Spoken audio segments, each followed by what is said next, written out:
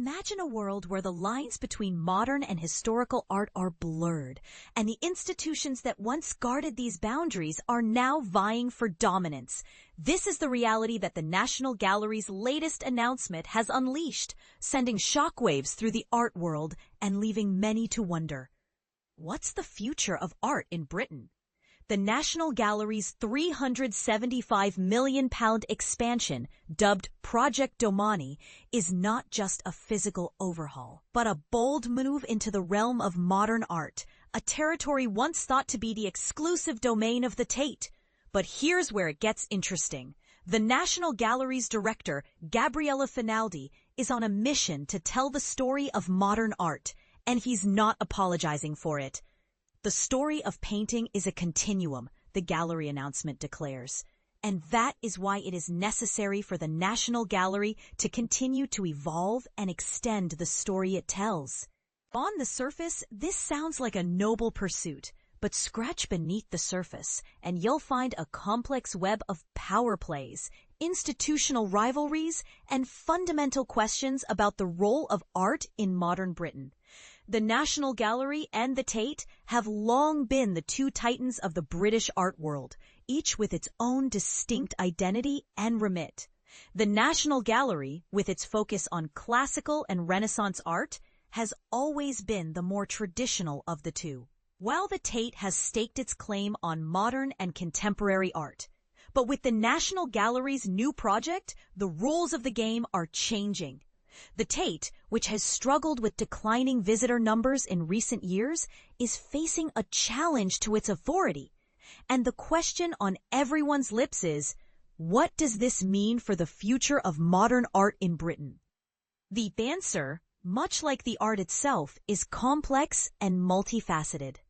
On one hand, the National Gallery's move can be seen as a natural evolution, a recognition that the story of art is not static, but dynamic and ever-changing.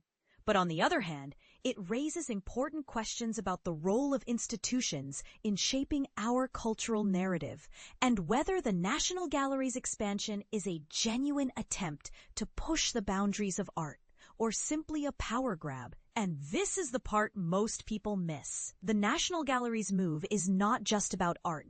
It's about the very fabric of our cultural identity. What does it mean to be British? And how do we define our cultural heritage in the 21st century? These are the questions that the National Gallery's expansion is forcing us to confront, and they're not easy to answer. The Tate, for its part, has long struggled with its own identity. The result has been a confused and sometimes contradictory narrative, with the Tate Modern thriving as a hub of contemporary art, while Tate Britain languishes in its shadow.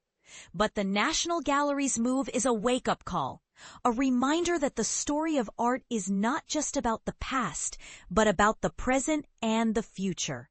So, what's next for the Tate, and for the world of modern art in Britain? Only time will tell, but one thing is certain. The National Gallery's expansion has thrown down the gauntlet, and it's up to the Tate to respond. The question is, will they be able to keep up, or will the National Gallery's £375 million war chest prove too much to handle? The art world is watching with bated breath, and the outcome is far from certain. But here's the thing. This is not just a story about two institutions. It's a story about the very nature of art itself.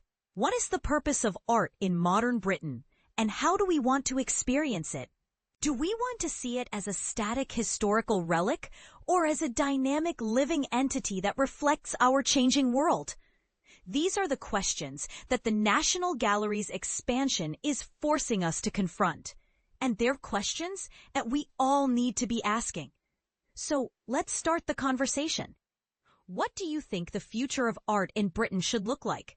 Should the National Gallery and the Tate be competing for dominance, or working together to create a more cohesive cultural narrative? Let us know in the comments.